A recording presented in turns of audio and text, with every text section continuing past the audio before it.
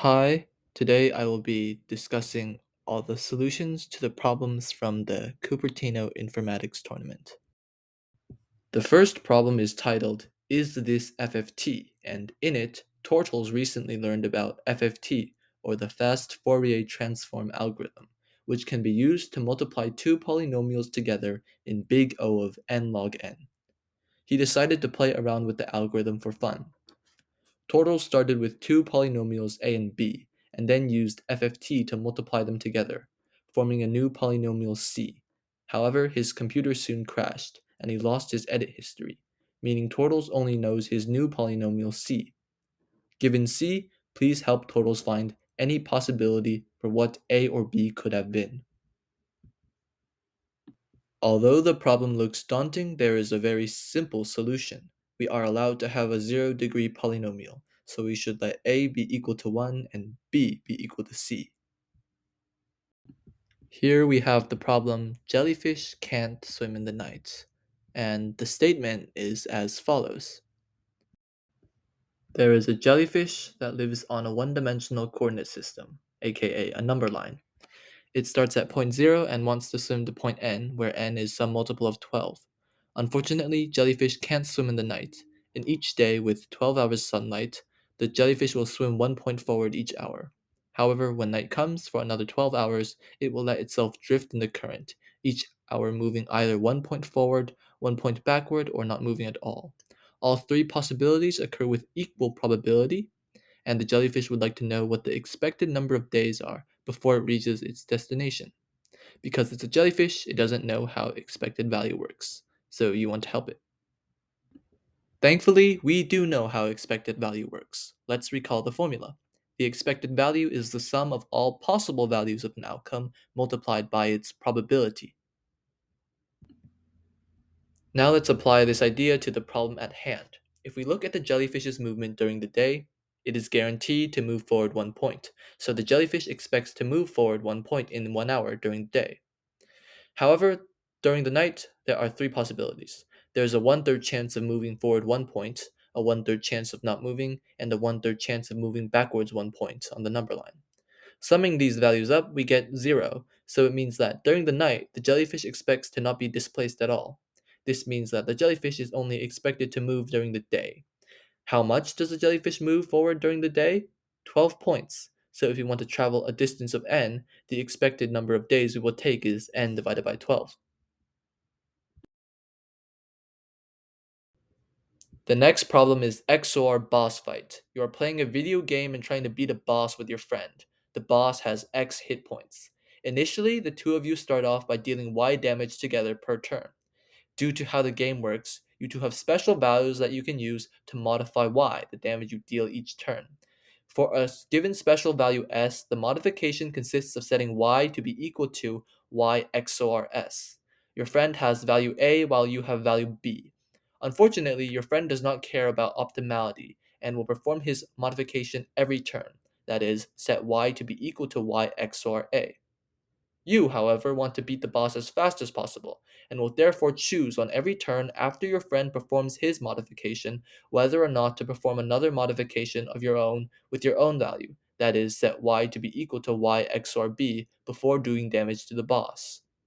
Assuming you choose an optimal sequence of modifications, what is the minimum number of turns before you beat the boss?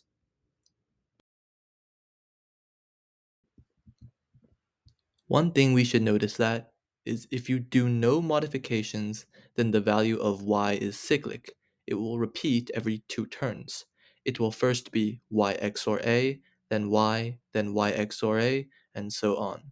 This is because y XOR a is just equal to y.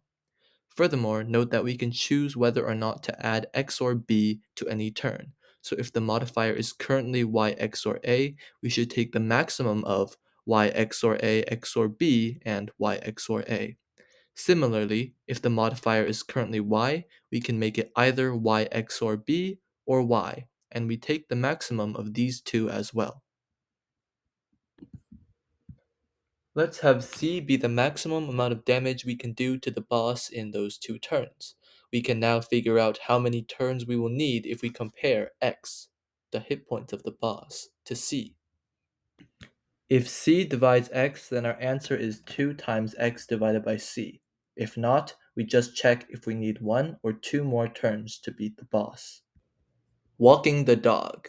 After being inspired by a certain anime, Keys decided to get a dog. Unfortunately, the dog enjoys trolling Keys when they go out for walks. Keys and his dog are going for a walk on an infinite two-dimensional plane with n trees for t minutes. Keys starts at position x sub 1, y sub 1, and the dog starts at position x sub 2, y sub 2. There is a leash between them that is equal to the Euclidean distance between them. The dog wants to increase the length of the leash as much as possible to annoy Keys. Every minute, the dog can move 1 unit horizontally or vertically. If the dog ever moves to some location x sub I, y sub I, where a tree is located, he can choose to wrap the leash around the tree, which leads to the length of the leash becoming the sum of the Euclidean distance from x sub 1, y sub 1 to x sub I, y sub I, and the Euclidean distance from x sub I, y sub I to the dog's current position. The dog can wrap around as many trees as he wishes. For example, wrapping around 2 trees would make the leash become the distance from Keys to the first tree, plus the distance from the first tree to the second tree, plus the distance from the second tree to the dog's current location. After t minutes elapse, how long can the dog make the leash? It can be helpful to think about an easier problem if the initial version is too hard. For now, let's pretend there are no trees. Let's say x is the distance between the x-coordinates of Keys and the dog, and let's say y is the distance between the y-coordinates of Keys and the dog. In 1 minute, the dog can increase either the x or y distance by 1. Which is better? Well, let's compare the two options. If we increase the x distance, the new Euclidean distance becomes the square root of the quantity of x plus 1 squared plus y squared. If we increase the y distance, the new Euclidean distance becomes the square root of x squared plus the quantity of y plus 1 squared. Let's raise both expressions to the second power to compare them more easily. We have x squared plus 2x plus 1 plus y squared, and x squared plus y squared plus 2y plus 1. We notice that the only different terms are the 2x and 2y. So if x is greater than y, we should increase the x distance, and if y is greater than x, we should increase the y distance. Notice that by following this rule, we will always move in the same direction. Now, let's reintroduce the trees. When would we want to utilize a tree? Well, notice that if d is the length of the leash, d can increase by at most 1. If Keys and the dog don't start on the same x or y value, then delta d will always be less than 1. So it might be helpful for the dog to run to a tree, because then delta d would always be 1. Because of this, the dog shouldn't ever wrap around more than 1 tree. As such, for each tree, we can just check the length of the leash if we were to run to this tree, and record the maximum length. We should also find the maximum length if we don't turn around any tree, which would be the case we solved before. Avoiding TLE. After solving a lot of competitive programming problems, Tortles and Keys are tired of seeing TLE or time limit exceeded verdicts. The two of them were recently sent a string S by their friends consisting solely of a combination of letters T, U, R, L, and E. They were challenged to write a program to see if it is possible to remove all the characters in the string. They are allowed to erase all the characters in a substring with TLE as a subsequence if the first and the last characters of the substring are equal to T and E respectively. That is, the two of them are allowed to erase a substring from L to R if and only if S sub L is equal to T, S sub R is equal to E, and there exists an index I where I is in the range L plus 1 to R minus 1 inclusive, and S sub I is equal to L. To make it a bit harder, every time the two of them erase any substring, the entire remaining string reverses itself. Sadly, when attempting to solve this problem, Tortles and Keys program TLE'd. Please help them solve this problem. First off, notice that if the first and last characters aren't T or E, It's impossible because we won't be able to remove that character. So based on these constraints, we have four cases. The string begins with T and ends with T. The string begins with T and ends with E. The string begins with E and ends in T, or the string begins with E and also ends in E. The T and then E case is easiest. We just need to check if there is an L in between. What about E to T then? In this case, we must see if we can remove any TLE in the middle of the string and if there are any L's left in the string after we do so. This can be done by using pointers to keep track of the next L and the next E from every position. How do we solve the case where the string starts with T and also ends with T? First, notice that we will definitely remove a prefix of this string, since removing a string from the middle doesn't do anything. After we remove the T to L to E prefix, we must ensure that the ensuing string is another string that starts with and ends with T, or a string that starts with T and ends with E. Thus, at some point, we will have a string that starts and ends with T and turn it into a string that starts with T and ends in E. By that logic, we know that string S must contain a substring that looks like this. And if there's a substring that looks like this, then the full string must also follow that same structure. Thus, we can see that if it is possible to remove all the characters, it's possible to do so in exactly two turns. We will try to remove a prefix and see if we can erase the rest of the string next turn. We can use similar logic for the case where the string starts with E and ends with E. Let's look at the problem Ira's Valentine. For Valentine's Day, Ira was looking forward to getting some chocolates. Unfortunately, all he got was the GCD function, where GCD of x and y denotes the greatest common divisor of integers x and y. Given a, b, and d, help Ira find the value of the following expression, modulo 10 to the ninth plus 7. The GCD of two numbers must be a divisor of both. So if a number of g is the GCD of a and b, then it means a mod g is 0 and b mod g is also 0. The key idea is that because of this, g must be a factor of the difference between b and a, and we can see that the difference between the two numbers is constant. We can factor a number n in big O of square root n, and there will be at most 1,000 different factors since n cannot be larger than 1 billion. Now, we want to figure out how many times each factor is equal to the GCD of a plus I and b plus I. If we have some potential GCD G, we can figure out how many multiples will be counted in the range of a to a plus d inclusive. The easiest way to do this is to have a function that counts the number of multiples less than or equal to a plus d, and then subtract the number of multiples less than a. But there are many methods. However, not all multiples will result in GCD of a plus I, b plus I being equal to g, just that the GCD is a multiple of g. Let's say count sub g denotes how many times g is equal to the GCD of a plus I and b plus I. For any j such that g divides j, we should subtract count sub j. Then we will be left with count sub g. So if we sorted all factors from greatest to smallest, we would always make sure that we can calculate count sub g, since the count of all greater numbers would have been calculated already. If k is the number of factors of the difference between a minus b, this takes big O of k squared. Because the max value of k is around 1000, we can do this in around 1 million operations per test case, and there are 10 test cases. Thus, our solution will run in time. There's one more edge case, however. If a is equal to b, then the difference is 0. In this case, we just want to find the sum of all numbers from a to a plus d. Spell Trick has a very similar setup to Ira's Valentine. Freeran wants to learn a new spell. Unfortunately, the spell is hidden in a grimoire that has an interesting lock on it. To help unlock the lock, help Freeran solve this problem. The function f of x, y is shown on the screen. You want to calculate this expression, also shown on screen, modulo 10 to the ninth plus 7.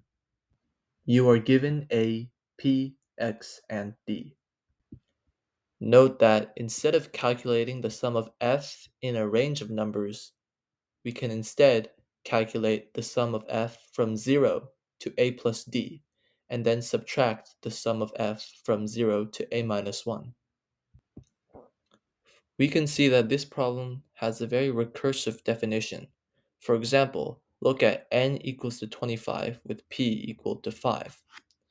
F of 25 could be calculated using f of 5 after adding the extra operations you will need to do once all numbers are divisible by 5. However, this only works when n is p raised to a power. What should we do when n is not p raised to a power?